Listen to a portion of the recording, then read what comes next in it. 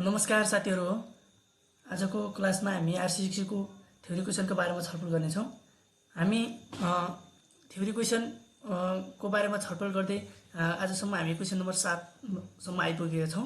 यहाँभन्दा पहिला 1 देखि 6 नम्बरसम्म हामीले यहाँभन्दा पहिलाका क्लासमा पढिसकेका छौँ। र आज क्वेशन नम्बर 7 मा रहेका छौँ हामी।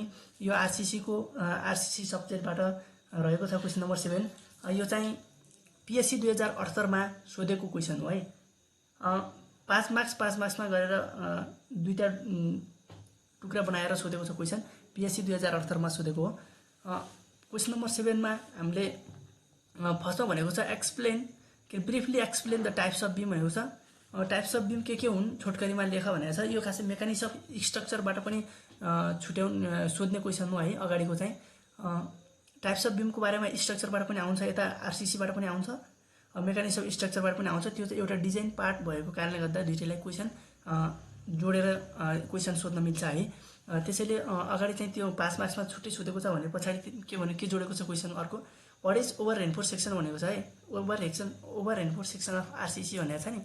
यो क्वेशनलाई खासै कसरी सोध्छ भने साथीहरु हैन, ओभर रेनफोर्स सेक्सन अनि अन्डर रेनफोर्स सेक्सन र ब्यालेन्स सेक्सनको बारेमा डिफरेन्स के छ त्यो छुट्याउनुस् भनेर पनि एकचोटी सोधिरहेछ हैन। 75 76 कतिमा त्यो सोधेको छ त्यो क्वेशन। हामी त्यसको बारेमा पनि छलफल गर्नेछौँ हैन।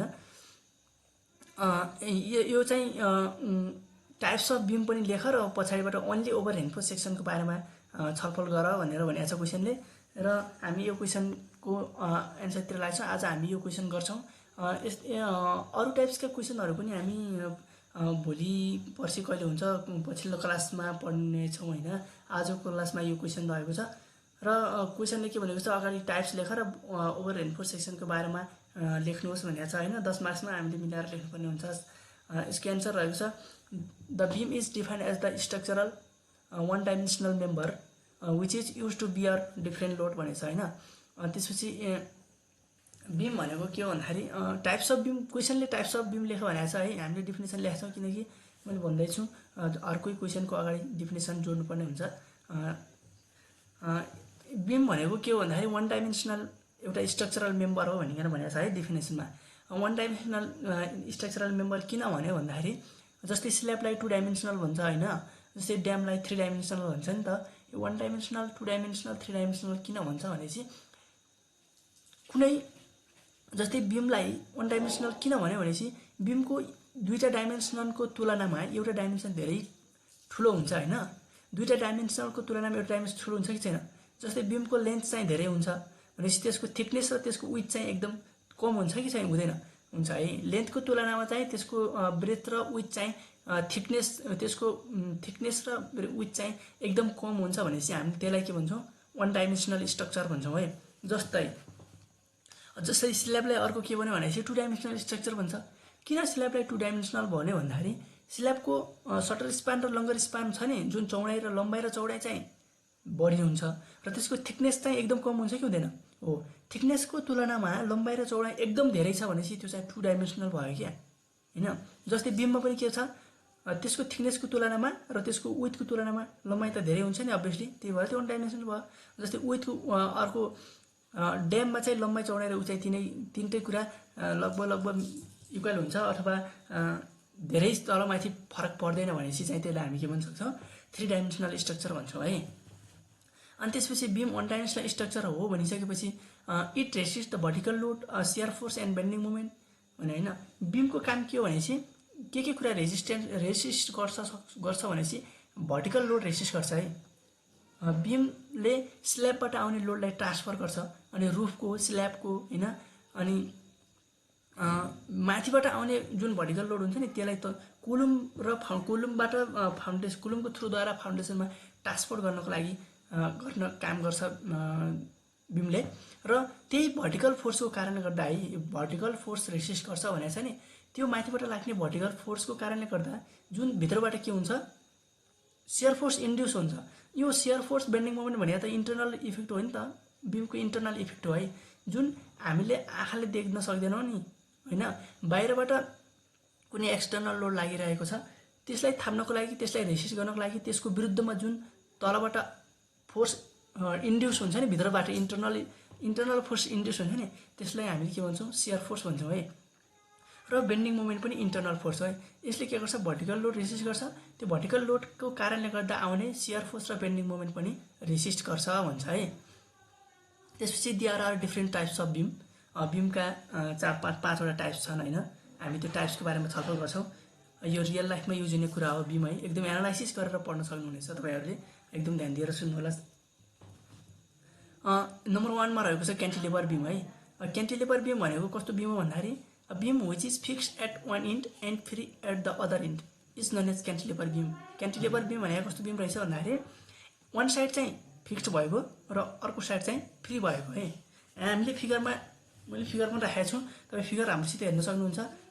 जहिले पनि एनालाइसिस गर्दाखेरि फिगर एकदम इम्पोर्टेन्ट हुन्छ है। फिगरले हामीले यसको डिफिनेसन हामीले याद गरिरहनु पर्दैन।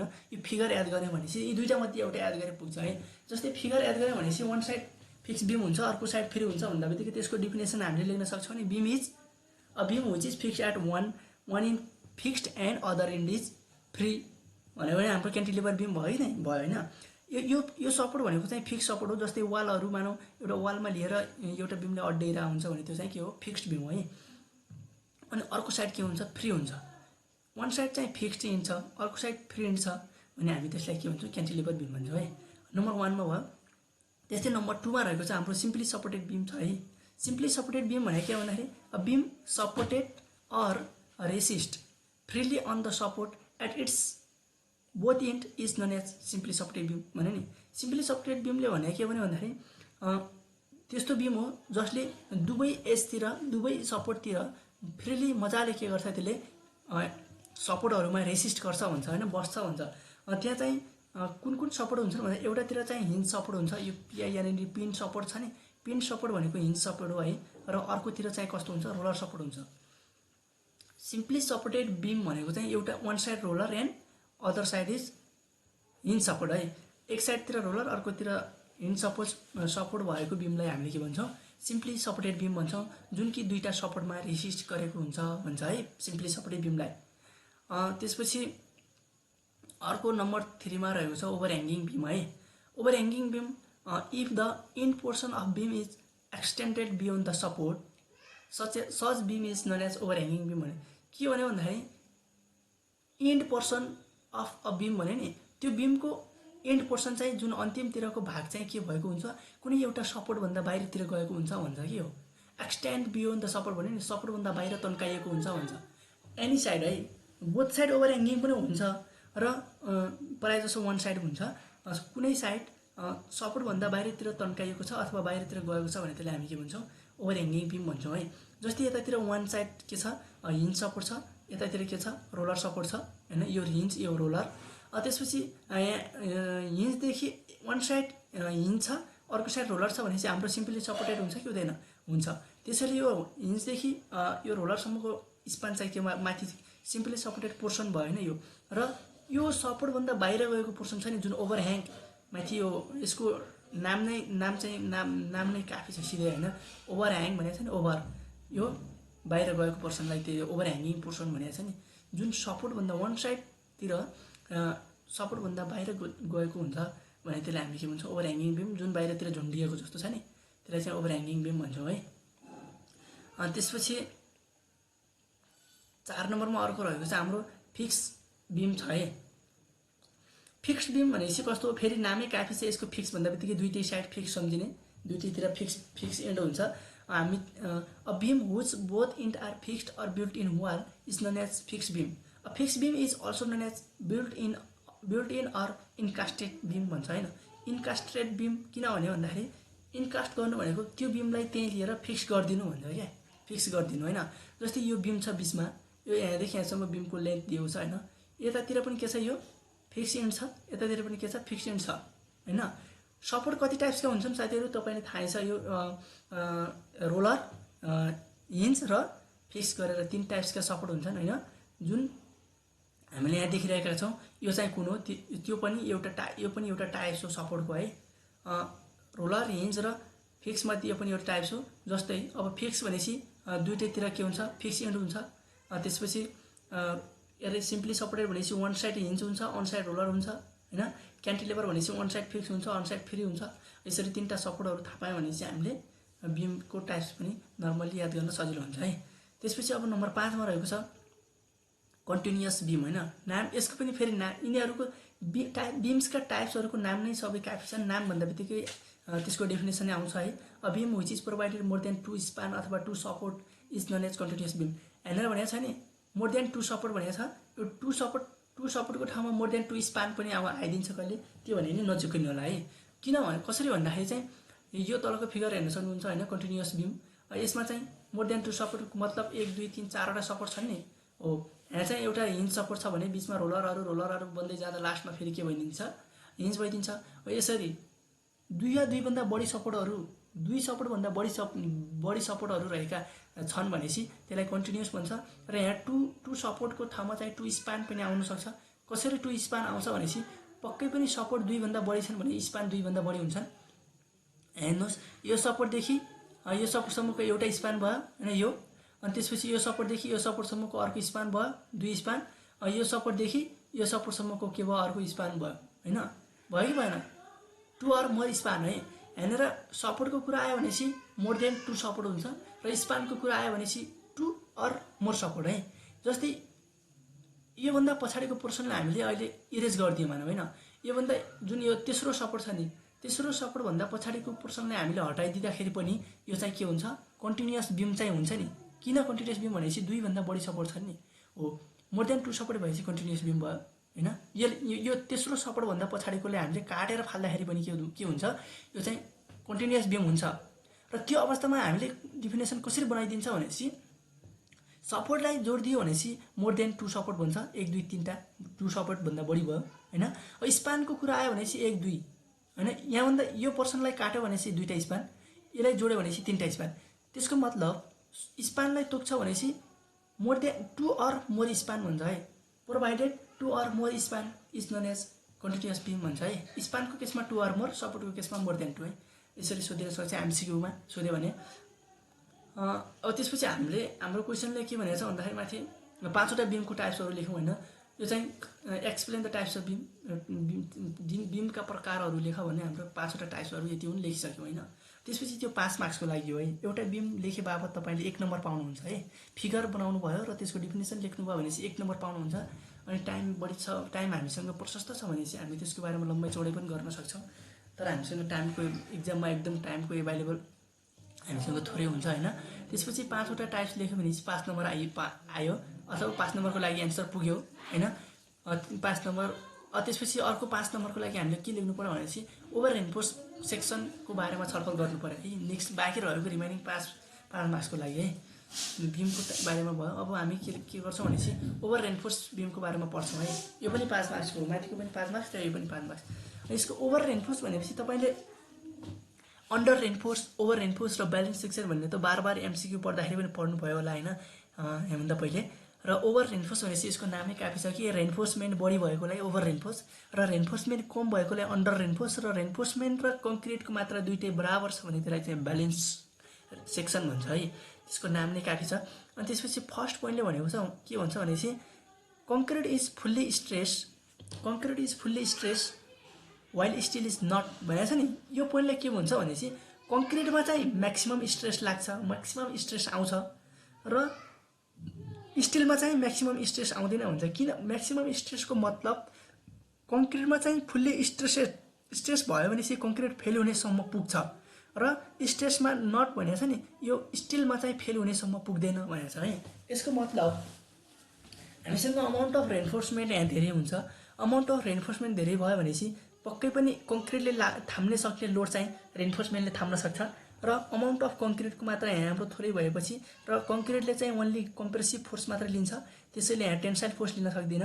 रेनफोर्सको मात्रा बढी छ भनेपछि पक्कै पनि के हुन्छ, कङ्क्रिट फेलर हुन्छ। कङ्क्रिट फेलर हुनु भनेको चाहिँ के हो, यो ओभर रेनफोर्स सेक्सन हो होइन, ओभर रेनफोर्स बिम हो है। ओभर रेनफोर्स भन्दा बित्तिकै जहाँ के छ हामीसँग रेनफोर्सको मात्रा प्रशस्त छ र कङ्क्रिटको मात्रा प्रशस्त छैन। द्याट इज हैन, त्यो अगाडिकै कुरालाई भनेको छ पछाडि। The stress in concrete is at its permissible value, sigma CBC भन्छ है। सिग्मा सिबिसी भने permissible compressive stress in bending भन्छ है सिग्मा सिबिसी भनेको। त्यसपछि यो चाहिँ कङ्क्रिटको परमिजिबल स्ट्रेन्थ हो।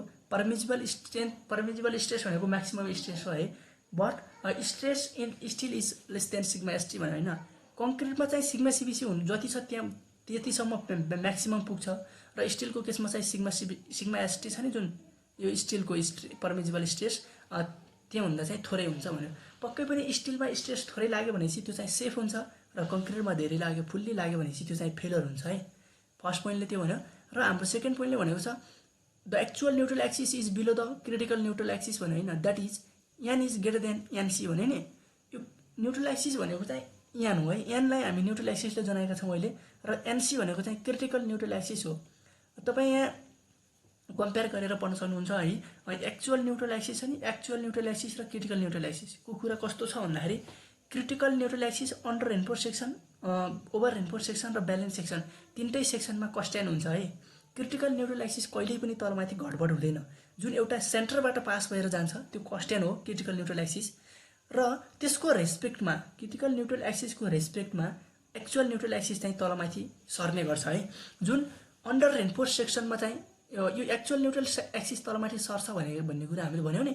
तर कसरी सर्छ भन्दाखेरि चाहिँ जुन साइड फेलर हुन्छ नि त्यो साइडलाई छोडेर जुन साइड आफू गएर सेफ हुनु छ त्यो साइड सर्छ है। त्यो जस्तै यहाँ ओभर रेनफोर्सको कुरा आइरहेछ। ओभर रेनफोर्समा पक्कै पनि कङ्क्रिट फेलर हुन्छ होइन, हुन्छ कि हुँदैन? हुन्छ। कङ्क्रिट फेलर भयो भनेपछि चाहिँ रेनफोर्स भएको ठाउँतिर गयो भने न्युट्रल एक्सिस पक्कै पनि सेफ हुन्छ नि, सेफ हुन्छ होइन। त्यही भएर चाहिँ यहाँनिर के हुन्छ न्युट्रल एक्सिस रेनफोर्सको एरियातिर बढ्दै जान्छ र कङ्क्रिटको एरियाबाट रेनफोर्सतिर बढ्दै जान्छ होइन। ओभर रेनफोर्समा जहाँ कङ्क्रिट फेलर हुन्छ नि त त्यसैले। र अन्डरको केसमा चाहिँ के हुन्छ रेनफोर्स फेलर हुन्छ, अन्डर रेनफोर्समा रेनफोर्स फेलर हुन्छ, रेनफोर्सलाई छोडेर कङ्क्रिटको एरिया जान्छ, कङ्क्रिटको पर्सनतिर न्युट्रल एक्सिसभन्दा माथितिर सरेर जान्छ। त्यसैले यहाँ चाहिँ के भयो भनेपछि यो रेनफोर्सतिर आउँछ है। एक्चुअल न्युट्रल एक्सिस रेनफोर्स भएको ठाउँतिर आउँदै गर्छ किनकि रेनफोर्स सेफ छ नि, सेफ छ। त्यसैले न्युट्रल एक्सिस एकदम कन्स्ट्यान्ट अवस्थामा छ क्रिटिकल न्युट्रल एक्सिस। त्यो चाहिँ रेनफोर्समेन्ट जहिले पनि तल हुन्छ नि हो, त्यो रेनफोर्समेन्टतिर आउँदै गर्छ भने त्यसलाई चाहिँ हामी त्यो पक्कै पनि के हुन्छ एक्चुअल न्युट्रल एक्सिस धेरै हुन्छ। यहाँ फिगर आएको छ त्यसको बारेमा तपाईँ झुक्किनु हुने हुन्छ भनेर। यो चाहिँ एउटा बिम हो होइन, यो एउटा बिम हो। यो बिमको बिच सेन्टरबाट पास भएर गइरहेछ नि, यो सेन्टरबाट पास भएको क्रिटिकल न्युट्रल एक्सिस एनसी भनेर जनाउँछ है। यसलाई यहाँ जनाइरहेछ critical neutral axis never change है। जहिले पनि जुनसुकै सेक्सनको अन्डर ओभर र ब्यालेन्स सेक्सनमा जहिले पनि सेन्टरबाट पास भएर जान्छ क्रिटिकल न्युट्रल एक्सिस है। त्यसपछि अनि हाम्रो अर्को एक्चुअल न्युट्रल एक्सिस भनेको छ नि, एक्चुअल न्युट्रल एक्सिस चाहिँ चेन्ज हुन्छ। अनि यो चाहिँ तलको यो चाहिँ रडहरू हालेको टेन्सन, यो चाहिँ टेन्सन जोन हो, यो चाहिँ कम्प्रेसन जोन हो, यो चाहिँ विथ अफ द बिम हो, यो चाहिँ इफेक्टिभ डेप्थ हो। यहाँ चाहिँ तलसम्म लेखेको छ। यहाँ खासमा टप पोर्सनदेखि यहाँ बटम पोर्सनसम्म चाहिँ ओभरअल डेप्थ भन्छ। रडको सेन्टर टु कम्प्रेसन जोनसम्मको डेप्थलाई चाहिँ हामी के भन्छौँ इफेक्टिभ डेप्थ भन्छौँ है। अनि अब त्यस्तै हाम्रो यहाँ आयो यो चाहिँ ब्यालेन्स सेक्सन छ होइन। क्रिटिकल न्युट्रल एक्सिस र न्युट्रल एक्सिसको कुरा भइरहेछ। ब्यालेन्स सेक्सनमा क्रिटिकल न्युट्रल एक्सिस र एक्चुअल न्युट्रल एक्सिस सेन्टरमा पर्छ है, किनकि त्यसको नाम ब्यालेन्स छ नि, ट्याक्क लगाएर ब्यालेन्स हुन्छ है। अनि त्यसपछि त्यस्तै यहाँ चाहिँ क्रिटिकल न्युट्रल एक्सिस र actual neutral axis equal to हुन्छ है यहाँनिर। अनि अर्को हाम्रो आइरहेछ यहाँ अन्डर रेनफोर्स आयो नि। अन्डर रेनफोर्समा के भन्यो भन्दाखेरि यहाँ रेनफोर्सको मात्र हामीसँग कम छ होइन, त्यो रेनफोर्स फेलर भयो। त्यो रेनफोर्स फेलर हुँदा बित्तिकै हाम्रो एक्चुअल न्युट्रल एक्सिस यो क्रिटिकल न्युट्रल एक्सिसभन्दा माथितिर सर्छ क्या। किन माथितिर सर्यो भन्दाखेरि तलतिरको टेन्सन जोन फेलर भयो, जहाँतिर त्यो सर्यो त्यहाँ सेफ हुन्छ। त्यसैले चाहिँ कङ्क्रिट जुन पोर्सन सेफ छ नि त्यतैतिर सर्छ भन्दा बित्तिकै अन्डर रेनफोर्समा क्रिटिकल न्युट्रल एक्सिसभन्दा माथितिर सर्छ। एक्चुअल माथितिर सर्यो भनेपछि के भयो क्रिटिकल यहाँसम्म हुन्छ, यो माथि सर्यो भनेपछि क्रिटिकलभन्दा सानो भयो कि भएन, यो चाहिँ क्रिटिकल भयो, यो चाहिँ एक्चुअल भयो। यो क्रिटिकल एक्चुअल भयो भनेपछि पक्कै पनि यो ठुलो छ यो सानो छ कि छैन। त्यही भएर अन्डर रेनफोर्समा जहिले पनि के हुन्छ एक्चुअल न्युट्रल एक्सिस सानो हुन्छ, अन्डरै हुन्छ। र ओभर रेनफोर्समा चाहिँ एक्चुअल न्युट्रल एक्सिस के हुन्छ ओभर हुन्छ, बढी हुन्छ। यहाँ ओभर रेनफोर्स हो है। यो ओभर रेनफोर्समा actual neutral axis critical neutral axis सेन्टरमा छ र हाम्रो ओभर रेनफोर्समा के भइरहेछ माथि कङ्क्रिट फेलर भयो। त्यो फेलर भएको पोर्सनलाई छोडेर यो क्रिटिकलभन्दा तलतिर आइरहेछ भाग्यो नि यो न्युट्रल एक्सिस, यो तलतिर भाग्यो। पक्कै पनि क्रिटिकलभन्दा तल आयो भनेपछि त्यो चाहिँ के हुन्छ actual neutral axis is greater than critical neutral axis भयो है। यहाँ तल लेखेको छ, यहाँ पनि छ, यहाँ फिगर हेरेर तपाईँ एकदम बुझ्न सक्नुहुन्छ।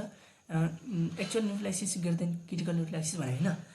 यो त्यो पोइन्टले चाहिँ यो भनेको तपाईँ नजिक्नु होला। यो एमसिक्यूमा पनि सोधिरहने क्वेसन हो र थ्योरीमा लेख्दाखेरि हामीले यो पोइन्टलाई एकदम मेन्सन गर्नुपर्ने हुन्छ होइन, छुटाउनै मिल्दैन। एकदम इम्पोर्टेन्ट पोइन्ट हो। त्यसपछि हाम्रो तेस्रो पोइन्टले भनेको छ the percentage of steel is more than होइन the balance section so section is uneconomical भन्यो। नामै काफी छ ओभर भनेको छ माथि ओभर रेनफोर्स। अब पक्कै पनि ब्यालेन्सभन्दा ओभर रेनफोर्समा स्टिल बढी हुन्छ, रेनफोर्स बढी हुन्छ र अन्डरमा कम हुन्छ भनेर हामीलाई थाहै छ। त्यसैले यहाँ ब्यालेन्स सेक्सनभन्दा रेनफोर्सको मात्रा बढी लाग्छ। त्यसैले ब्यालेन्सभन्दा बढी लागेपछि पक्कै पनि के हुन्छ, कस्ट बढी लाग्छ। कस्ट बढी लागेपछि त्यो चाहिँ के भयो, त्यो अनइकोनोमिकल भयो है, अनइकोनोमिकल भयो। त्यसपछि अर्को पोइन्टमा भनेको छ यो सडन फेलर भन्यो होइन। सडन फेलर भनेको छ नि ओभर रेन्फोर्समेन्टमा के फेलर हुन्छ हामीलाई, ब्रिटल फेलर हुन्छ नि। तेस्रो यो पोइन्टले भनेको छ ब्रिटल फेलर। ब्रिटल फेलर हुनु भनेको कङ्क्रिट फेलर हुनु हो। सडन फेलर भन्यो नि कङ्क्रिटमा त्यो डक्टिलिटी भन्ने हुन्छ, जेरो हुन्छ, हुँदैन नि। स्टिलमा मात्र डक्टिलिटी हुन्छ है। त्यही भएर चाहिँ कङ्क्रिट फेलर हुँदाखेरि क्रसिङ हुन्छ, कङ्क्रिट फुट्छ, 81 सडनली आएर झ्याप्प फेल भइदिन्छ। त्यही भएर हामीले बिमको डिजाइन गर्नु पर्यो भने है ओभर रेन्फोर्स अन्डर रेन्फोर्स जुन छ नि सिङ्गली र डब्ली यिनीहरू छ नि बिमका यिनीहरू हामीले बिमको डिजाइन गर्नु पर्यो भनेपछि जहिले पनि हामीले कुन टाइप्सको बिम डिजाइन गर्छौँ भनेपछि अन्डर रेन्फोर्स सेक्सन डिजाइन गर्छौँ है। अन्डर रेन्फोर्स सेक्सन डिजाइन गर्छौँ। किन अन्डर रेन्फोर्स सेक्सन डिजाइन गर्छौँ भनेपछि यहाँनिर अन्डर रेन्फोर्स चाहिँ के हुन्छ, सडन फेलर हुँदैन, यहाँ ब्रिटल फेलर हुँदैन, त्यो चाहिँ डक्टाइल फेलर हुन्छ है अन्डर रेन्फोर्स सेक्सन। किन डक्टाइल फेलर हुन्छ, किनकि अन्डर रेन्फोर्समेन्टमा पक्कै पनि रेन्फोर्समेन्ट फेल हुन्छ। रेन्फोर्समेन्ट फेल हुँदा बित्तिकै बिस्तारै रेन्फोर्समेन्टमा डक्टिलिटी हुन्छ, त्यही भएर डक्टाइल फेलर हुन्छ। डक्टाइल फेलर भयो भनेपछि चाहिँ वार्निङ दिन्छ फेल हुनुभन्दा पहिला त्यो बिमले होइन। अनि हामी चाहिँ मान्छेहरू चाहिँ त्यो 81 कोल्याप्स हुँदैन नि त। डक्टाइल फेलर भनेपछि बिस्तारै फेलर हुन्छ अनि त्यसका सिम्टमहरू देखिन्छन्, मान्छेहरूलाई वार्निङ दिन्छ फेल हुन लाग्यो भनेर, अनि मान्छेहरू भाग्न सक्छन् नि होइन, मान्छेहरू भाग्न सक्छन् अनि मान्छे सेफ हुन्छ। त्यसैले चाहिँ स्ट्रक्चर कोल्याप्स हुन लाग्यो भनेपछि मान्छे सेफ हुन्छ। त्यसैले हामी यो ओभर रेन्फोर्स भन्दा डिजाइन गर्नु परेको केसमा चाहिँ अन्डर रेन्फोर्स सेक्सन डिजाइन गर्छौँ है। डिजाइनको लागि प्रिफेयर मानिन्छ एकदम अन्डर रेन्फोर्स सेक्सन, त्यहाँ चाहिँ डक्टाइल फेलर हुन्छ। अब हाम्रो ओभर रेन्फोर्समा चाहिँ यहाँ के हुन्छ, ब्रिटल फेलर हुन्छ है। अनि कम्प्रेसन जोन फेलर हुन्छ, यहाँ ब्रिटल फेलर हुन्छ, कम्प्रेसन जोन फेलर हुन्छ, सडन फेलर, यो एउटै कुरो हो है। अनि अर्को पोइन्ट रहेको छ हाम्रो यो the moment of resistance of over reinforce section is calculated as भनेको छ नि, यो moment of resistance is equal to half of the sigma CBC 1/2 into sigma CBC into B into N into D minus n/3 भन्यो नि। यो moment of resistance calculate गर्नको लागि के गर्नुपर्छ भन्दाखेरि 1/2 इन्टु सिग्मा सिबिसी भनेको चाहिँ पर्मिजिबल कम्प्रेसिभ स्ट्रेन इन बेन्डिङ भनेको छ नि, जुन त्यो कम्प्रेसन जोनमा आउने चाहिँ पर्मिजिबल कम्प्रेसिभ स्ट्रेस हो होइन सिग्मा सिबिसी भनेको। र बी भनेको विथ अफ द बिम हो, हामीसँग बिमको विथ कति छ त्यो राख्ने बी भनेको। र एन भनेको चाहिँ न्युट्रल एक्सिस हो, न्युट्रल एक्सिस हामीसँग गिभन हुन्छ, न्युमेरिकल गर्दाखेरि एकदम चाहिन्छ होइन। न्युट्रल एक्सिस चाहिँ हामीसँग गिभन हुन्छ एन भनेको। र यो डी माइनस n/3 भनेको छ नि, यसलाई हामी जेड भनेर पनि जनाउँछौँ, लिभर आर्म पनि भन्छ है। डी माइनस n/3 भन्छ, कतै एक्स पनि माने हुन्छ न्युट्रल एक्सिसलाई। यहाँ चाहिँ हामीले एन मानेका छौँ न्युट्रल एक्सिसलाई। डी माइनस n/3 भनेको यहाँनिर जेड पनि भइदिन्छ। जेड यो जेडको फर्मुला हो, Z lever arm Z is equal to D minus n/3 हो है। यो पत्ता लगाउनको लागि यो फर्मुला राखिन्छ। अब हामीले total moment of resistance calculation गर्नु पर्यो भनेपछि एमआर इज इक्वल टु यो फर्मुलामा सबै भ्यालु दिएको हुन्छ। एन भनेको न्युट्रल एक्सिस, डी भनेको इफेक्टिभ डेप्थ अफ द बिम हो है। ओभरअल डेप्थ हुँदैन त्यतिखेर। ओभरअल डेप्थ भनेको चाहिँ कम्प्रेसन जोनको टपदेखि टेन्सन जोनको बटमसम्मकोलाई हामी के भन्छौँ, ओभरअल डेप्थ भन्छौँ। ओभरअल डेप्थलाई केले जनाइन्छ भन्दाखेरि क्यापिटल डीले जनाउँछ है, क्यापिटल डीले जनाउँछ। हामी अहिले चाहिँ यो सानो डीलाई चाहिँ हामी स्मल डीले हामीले केले डिनोटेट गर्छ भनेपछि इफेक्टिभ डेप्थ भन्छ। इफेक्टिभ डेप्थ भनेको कम्प्रेसन जोनदेखि टेन्साइल जुन रडहरू हुन्छ नि टेन्साइल जोनमा, त्यो रडहरूको सेन्टरसम्मको डिस्टेन्सले हामीले के भन्छौँ, इफेक्टिभ डेप्थ भन्छौँ। यो इफेक्टिभ डेप्थ माइनस त्यो न्युट्रल एक्सिस कति छ त्यसलाई 3 ले डिभाइडेड गर्यो भनेपछि यसको भ्यालु पुट गर्दा बित्तिकै हामीलाई के आउँछ, मोमेन्ट अफ रेजिस्टेन्स आउँछ। त्यो टेन्साइल जोनमा कति मोमेन्ट रेजिस्टेन्स गर्न सक्छ होइन, त्यो टेन्साइल जोनमा कति मोमेन्ट रेजिस्ट गर्न सक्छ भन्ने कुरा हामी यो फर्मुलाले पत्ता लगाउन सक्छौँ है। तपाईँले न्युमेरिकलको स्याम्पल पनि हामी कहिलेकाहीँ लिएर आउनेछौँ नेक्स्ट क्वेसन ल्याउँदाखेरि। भन्दा पहिले चाहिँ न्युमेरिकल सोधेको छ भनेपछि निकालेर ल्याउँछौँ, तर सोधेन भने नि सोध्न सक्ने टाइप्सका न्युमेरिकलहरू स्याम्पलहरू गर्नेछौँ हामी यसका डिजाइनका। स्ट्रक्चरल पार्ट एकदम एनालाइसिस गरेर पढ्दाखेरि चाहिँ हैन भिजुअलाइजेसन गरेर पढ्दाखेरि प्र्याक्टिकल्ली कम्पेयर गरेर हैन जोडेर कोडिङ गरेर पढ्दाखेरि डिजाइन पार्ट एकदमै सजिलो पनि छ र अलि बुझ्न गाह्रो मान्ने साथीहरूलाई डिजाइन पार्ट भनेको एकदम हार्ड टपिक्स हो है।